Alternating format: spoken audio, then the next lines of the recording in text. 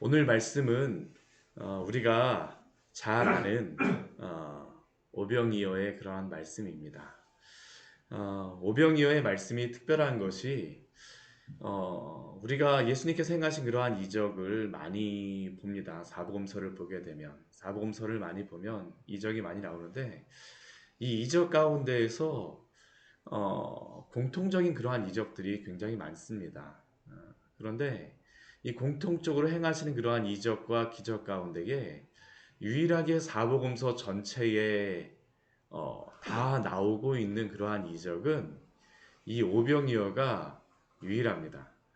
물론 십자가의 그러한 사역에 대하여서는 예수님의 그 사역에 대하여서는 다 나오고 또 거기에 그 십자가 사역과 함께 이루어지는 여러 가지 것들은 공통적으로 보여지는 것들이 있지만 그러나 그러한 것들을 제외한 예수님께서 이렇게 행하신 이적의 그러한 부분들을 본다라고 하게 되면 공통적으로 나오는 이적이 오병이어밖에 없습니다.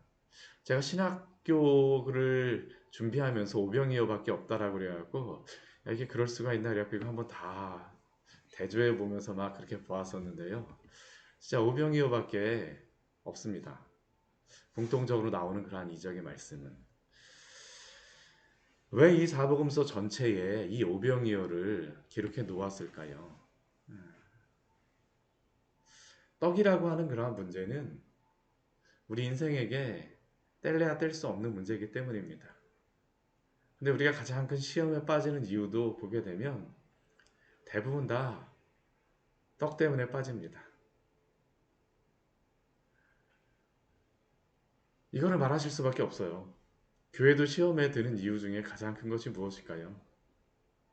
사실 이 먹을 것과 입을 것, 물질에 대한 그러한 부분이 교회도 시험에 빠지고 성도도 시험에 빠지는 이유가 바로 이것 때문입니다. 왜냐하면 이 땅에 보이는 것을 그 속에서 살아가는 우리들에게는 이것이 다 전부라고밖에 생각될 수밖에 없기 때문입니다. 더군다나 우리가 기대하고 의지하였던 꼭 떡은 아니라 할지라도 사람도 그렇고 물질도 그렇고 어떤 상황도 그렇고 그러한 것들이 사라지거나 없어진다라고 하게 되면 어떡할까요? 참 그게 없어도 문제가 되고 많아도 문제가 되는 게 사실 이 보이는 세상의 그러한 것들입니다. 그래서 이 오병이어의 말씀은 굉장히 쉬운 말씀이며 반복되는 말씀이기도 하지만 우리가 계속적으로 묵상해야 될 말씀이 바로 이 오병이어의 말씀이라고 생각합니다. 오늘 이 새벽에도 이 오병이어의 말씀을 가지고 나누게 될 텐데요. 다 아는 말씀으로서가 아니라 사실 이 말씀이 필요하기 때문에 예수님께서 또 하나님께서 이 사복음서를 통하여서 우리에게 오늘도 말씀하여 주시는 줄 믿고 이 말씀을 믿음으로 잘 수납하시기를 바랍니다. 오늘 13절 말씀을 보면 예수님께서 들으셨다라고 합니다. 들으셨다. 들으시고 배를 타고 떠나서 빈들로 가셨다라고 말씀하십니다. 이 13절 말씀 자체가 의미심장한 것을 여기에 포함하고 있습니다. 제가 계속 반복해서 말씀드리지만 반복해서 말씀할 수밖에 없어요. 이 성경에 기록되어진 이 말씀은 배경을 떠나서는 우리가 이해를 할 수가 없습니다.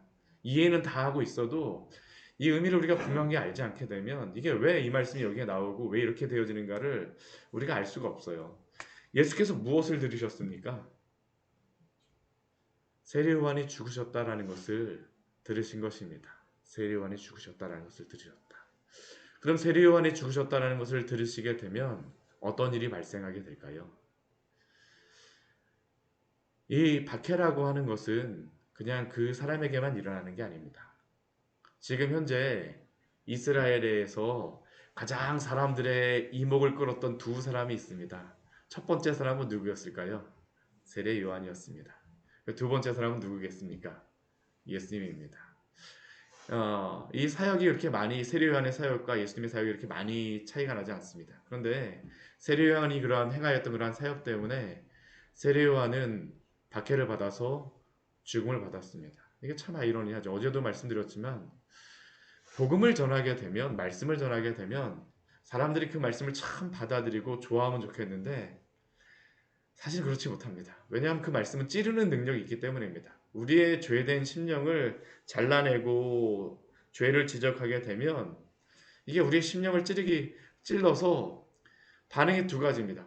믿고 회개하거나 아니면 오히려 적대시하거나. 말씀을 전하는 자들은 이 두 가지 앞에 서야 됩니다. 말씀을 전해서 하나님의 말씀을 있는 그대로 전해서 그 말씀을 통하여서 그 말씀을 듣는 성도들과 사람들이 믿고 변화되거나 아니면 오히려 미움을 받는 경우가 너무나도 많습니다. 저희 아버님의 사역을 보아도 그렇었고요. 여러 가지 목회자들의 그러한 것들을 보아도 그렇습니다. 세례요한이 그랬었죠. 근데 예수님도 지금 그러한 상황입니다. 예수님에게 점점점 적대시하는 그러한 미워하는 그러한 것들이 오고 있죠. 예수님도 당장 이곳에서 계실 수만은 없는 겁니다. 잠깐 자리를 피하시는 겁니다. 들으시고 배를 타고 따로 빈들어 가십니다. 따로 배를 타고 가셨다.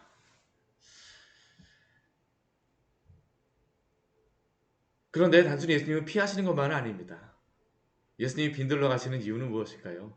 빈들이라고 하는 것은 광야입니다. 광야. 예수님은 항상 이러한 어려움이 닥칠 때마다 어디로 가시냐 하면 성자 하나님이신 그분께서도 하나님과 교제하시기 위하여서 기도하러 가십니다. 지금 이 빈들이라고 하는 것은 광야입니다. 그곳에 기도하러 가시는 것이죠. 모든 것을 이미 알고 계셨을 것이 분명함에도 불구하고 따로 하나님과 교제하시기 위하여서 따로 빈들로 가십니다. 그런데 세례 요한이 죽었다라고 하는 그러한 소식은 예수님만 들은 것이 아니었습니다. 누구도 들었을까요? 사람들도 다 들었습니다. 물론 제자들도 들었지만 그 주변에 있었던 모든 무리도 다 들었습니다. 사람들은 세례 요한을 의지하였어요. 근데 세례 요한이 죽었다는 소식을 듣게 되니까 그 다음부터는 이제 누구를 따라다니기 시작할까요? 누구를 의지하기 시작할까요? 예수님을 따라다니기 시작하는 겁니다. 더 의지하기 시작하는 것이죠. 예수님이 배를 타고 따로 빈들로 이렇게 기도하시기 위하여서 가시는데 무리가 그것을 들었습니다. 보았습니다. 볼 수밖에 없어요. 갈릴리 보게 되면 이게 굉장히 큰 호수 같아도 막상 가보면 또 그렇게 큰 호수도 아닙니다.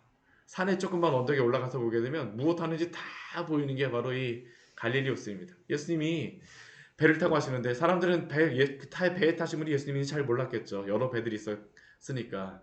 근데 어떤 사람이 야 저거 타고 하시는 분이 예수님이다 그러니까 사람들이 그곳으로 쫙 쏠리는 겁니다. 그러니까 어떻게 할까요? 무리가 듣고 여러 거울로부터 걸어서 예수님을 따라가기 시작합니다. 근데 예수님께서는 그들이 참 귀찮을 만도 하신데 그러지 않으세요. 오늘 보면 어떻습니까? 예수님이 기도하시기 위해서 따로 빈들로 가셨는데 사람들이 오기 시작하는 겁니다. 나 기도해야지 돼. 나 뭐 해야지 돼. 그러지 않으세요? 14절 말씀을 보면 예수님이 어떻게 하십니까? 큰 무리를 보고 불쌍히 여기셨다라고 말씀하십니다. 큰 무리를 보시고 불쌍히 여기사 잃어버린 목자 의지하였던 세례 요한을 잃어버린 이 무리들의 그러한 마음을 보시고 불쌍히 여기시는 것이죠. 예수님은 다 아셨습니다. 그들의 필요를 다 아십니다. 그래서 그 많이 모여드는 그 무리들 가운데에 병자들을 고쳐주시기 시작하셨습니다. 그리고 이렇게 시간이 지나면서 어떻게 할까요? 저녁이 되었습니다. 제자들은 예수님께 이야기합니다. 예수님, 이곳은 광야입니다.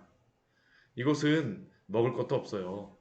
이제 날도 어두웠는데 무리를 가게 해야 되지 않을까요? 그리고 각자 가서 마을에 가서 먹을 것을 사 먹게 하십시오. 다른 복음서 말씀에 보게 되면 이 주변에 예수님께서 돈이 얼마가 있는지도 물어보시고 뭐 여러 가지 것들도 질문도 하시고 뭐 여러 가지 일들도 있지만 여기에는 그러한 이야기는 나오지 않습니다. 마태복음에는 그냥 마을로 들어가 먹을 것을 사 먹게 하소서. 결론적인 것만 이야기하는 것이죠. 근데 예수님께서 참 놀라운 말씀을 하십니다. 무엇이라고 말씀하십니까? 우리 16절 말씀 같이 한번 읽어보도록 하겠습니다. 예수께서 이르시되 갈 것 없다. 너희가 먹을 것을 주라. 갈 것 없다. 너희가 먹을 것을 주라. 참 대책 없는 말씀입니다. 도대체 무엇이 먹을 것이 있어서 이 사람들에게 먹을 것을 주라고 말씀하시는지. 이 베세다 들녘입니다. 이 베세다의 그 출신 사람이 베드로와 뭐 안드레 또 빌립이 이 출신 여기 사람들인데 여기 가서 뭐 이 사람들이 이야기하는 겁니다. 예수님 여기 먹을 것이 없어요. 여기 제가 잘 아는 동네거든요. 제 고향입니다. 예수님도 다 아십니다. 근데 예수님께서 말씀하세요. 갈 것 없다. 너희가 먹을 것을 주라. 그들이 답답합니다. 답답하니까 예수님께 무엇이라고 이야기할까요? 예수님, 우리에게 있는 것 떡 5개, 물고기 2마리 뿐이거든요. 근데 이것도 누가 준 것입니까? 마태복음 말씀에서는 나오지 않지만 어떤 한 어린아이가 갖다 준 것입니다. 이 떡 5개와 물고기 2마리, 지금도 성지순례를 가게 되면 거기서 뭐 베드로 물고기라 해서 그렇게 먹고 하는데 이 떡 같은 경우도 이렇게 뭐 맛있는 그런 떡은 아니었을 것입니다. 그냥 보통 서민들이 먹는 떡이죠. 그런데 떡 5개와 물고기 2마리는 어린아이 한 명이 먹을 수 있는 그러한 양이 아닙니다. 이 물고기 2마리와 떡 5개는 무엇이었을까요? 한 가족이 먹을 수 있는 그러한 양식이었습니다. 그들이 자신들이 먹어야 될 그러한 양식을 수고한 예수님에게 전한 것이죠. 우리가 먹을 것이 아니라 오늘도 수고하신 예수님께 드려라 하고선 누구에게 전해주는 것이었을까요?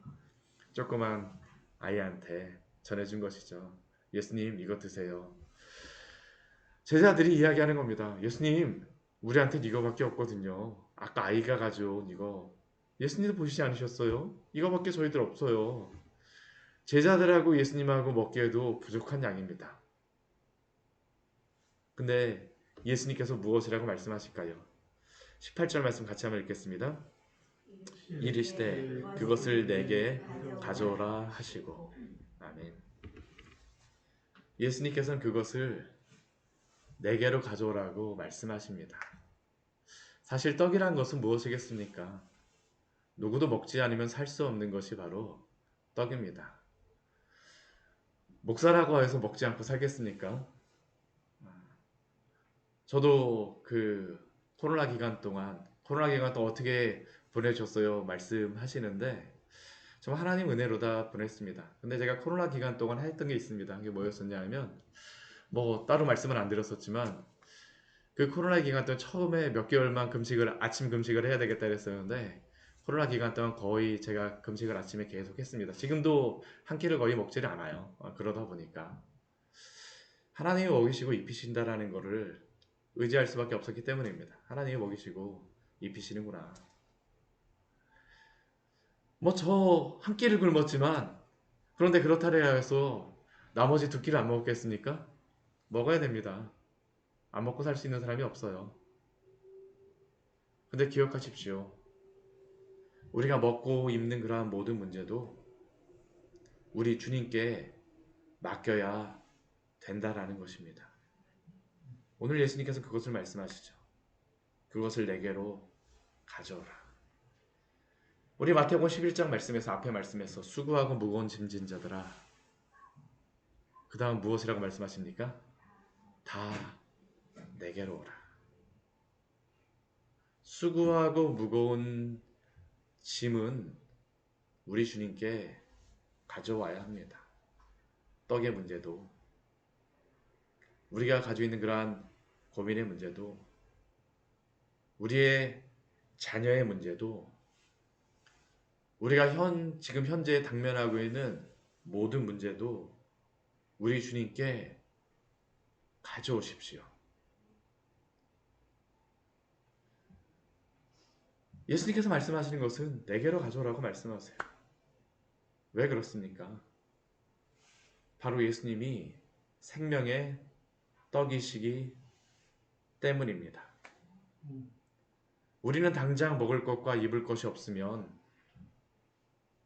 그것으로 인하여서 굶고 못 먹고 못 산다라고 생각하지만, 그러나 정작 우리에게 필요한 것은 무엇입니까? 우리의 먹고 입는 것이 문제가 아니라 우리의 영혼이 죽어버리게 되면 우리는 이 땅에서뿐만 아니라 앞으로 우리의 모든 영혼의 그러한 문제까지 아무런 소망이 없음을 기억하십시오. 우리에게 정작 필요한 양식은 이 땅의 양식이 아닙니다. 그런데 사단이 끊임없이 우리를 유혹하는 것은 무엇일까요? 이 땅의 양식이 전부라는 겁니다. 너 이것 없으면 어떻게 살 건데? 너 이것 없으면 어떻게 먹을 건데? 너 이것 없으면 어떻게 지낼 건데? 끊임없이 사단은 우리에게 무슨 생각을 줄까요? 그 생각 줍니다. 계속 그 생각 줘요. 하나님께서 일하시는 방법은, 보이시지 않는 그러한 하나님께서는 성도들에게 믿음을 증진시키는 여러 가지의 방법이 있는데, 참 아이러니한 게 우리의 믿음을 증진시키기 위하여서 예수님께서도 이적과 기적을 행하십니다. 떡과 물고기를 통하여서 오늘 어떻게 하십니까? 먹이시고 입히세요. 떡 5개와 물고기 2마리를 가지시고 하늘을 우러서 기도하십니다. 그리고 제자들은 그러한 모든 것들을 줍니다. 근데 그 다음에 어떤 일이 벌어질까요? 모든 사람들이 다 먹게 되어집니다. 다 배불리 먹고 12바구니가 차게 거두었다라고 오늘 우리에게 말씀하여 주십니다. 이것을 통하여서 예수님께서 우리에게 알려주신 것은 무엇입니까? 예수님이 바로 먹이시고 입히시는 분이라는 것을 우리에게 증명하여 주시는 것입니다. 우리가 말씀을 믿고 말씀을 듣고 말씀을 읽고 믿는다라는 것은 그냥 오늘 당장 제가 그렇다 해갖고 저희 옆에 있는 방에 있는 쌀포대 가져다가 이렇게 막 퍼서 주게 되면 이거를 지금 보여드린다는 것은 아닙니다. 저는 그것을 못합니다. 근데 오늘 예수님께서는 우리에게 무엇을 보여주십니까? 이것을 하시는 분이 누구시라는 겁니까? 예수님이시라는 겁니다. 근데 중요한 것은 무엇일까요? 떡 자체를 예수님께서 보여주시고자 하시는 것이 아닙니다. 우리에게 보이는 그 떡이 아니라 참된 떡이신 예수 그리스도를 오늘도 우리에게 보여주고자 하시는 줄 믿으십시오. 그리고 그것을 보십시오. 우리가 이 이적에서 오늘 예수님이 떡을 이렇게 하셨으니까 오늘도 떡을 하는 것을 보여주세요 하는 것을 우리가 보고자 하면 우리는 어떻게 할까요? 시험에 드는 겁니다. 예수님은 사실은 떡을 보여주시고자 하는 것이 아닙니다. 먹는 떡을 보여주시고자 하는 것이 아닙니다. 예수님은 무엇을 보여주시고자 하실까요? 자신을 보여주고자 하시는 것입니다. 내게로 가져오라고 하시는 것은 그 수고하고 무거운 모든 짐을 그냥 떡 자체에 대해서 말씀하시는 것이 아니라 예수님 자신에게로 그들이 오라라고 말씀하시는 것입니다. 떡의 문제를 가지고도 예수님께 오라고 말씀하세요. 왜냐하면 참된 떡은 누구십니까? 예수님이라고 알려주시기 때문이죠. 우리 요한복음 6장 35절 말씀 같이 한번 읽어보도록 할까요? 요한복음 6장 35절의 말씀입니다. 요한복음 6장 35절 같이 읽겠습니다. 예수께서 이르시되 나는 생명의 떡이니 내게 오는 자는 결코 줄이지 아니할 터이요 나를 믿는 자는 영원히 목마르지 아니하리라. 아멘. 나는 생명의 떡이요. 근데 이게 참 이뤄내야죠. 왜 예수님께서 요한복음 말씀에서 왜 이것을 기록하셔야지만, 왜 이것을 하나님께서 이 말씀을 우리에게 주셔야지만 됐겠습니까? 만약 마태, 마가, 누가복음 말씀에서 떡만 늘어나는 것을 보았으면 우리는 무엇만을 가지고 예수님 앞에 나아갔을까요? 우리의 떡의 문제만을 가지고 나아갔을 것입니다. 근데 예수님은 너희에게 필요한 것은 그 떡이 아니라 바로 나라고 말씀하십니다. 나는 생명의 떡이니. 오늘도 우리는 이적과 기적에만 이 말씀에서 우리는 집중하면 안 됩니다. 우리는 누구를 바라봐야 될까요? 예수 그리스도를 보시기를 축원합니다. 여러분들도 믿으십시오. 그리고 여러분들 자녀에게도, 남편에게도, 아내에게도 이것을 전하여 주십시오. 예수님은 이 떡의 이적을 통하여서 떡 자체를 늘리는 것을 보여주고자 하는 게 아닙니다. 예수님이 누군가를 증명하시는 것입니다. 우리 항상 이적과 기적은 그 이적과 기적이 중요한 것이 아니라 그것을 하시는 분이 누구인가라는 것을 우리는 항상 잊지 말아야 합니다. 만약 이것을 우리가 잊어버리게 되면 오늘도 무엇을 할까요? 교회 와서 이적과 기적과 나의 떡의 문제만을 우리는 보고자 합니다. 그런데 우리에게 정말 필요한 것은 이 떡의 문제도 있지만 정말로 필요한 분은 누구실까요? 예수 그리스도이심을 기억하십시오. 그리고 오늘도 예수님을 의지함으로 말미암아 인생 가운데에 참된 양식, 결코 우리의 영혼을 줄이지 않게 하시는 예수님으로 말미암아 오늘도 풍족함을 누리시기를 축원합니다. 같이 기도하도록 하겠습니다. 하나님 아버지, 오늘 말씀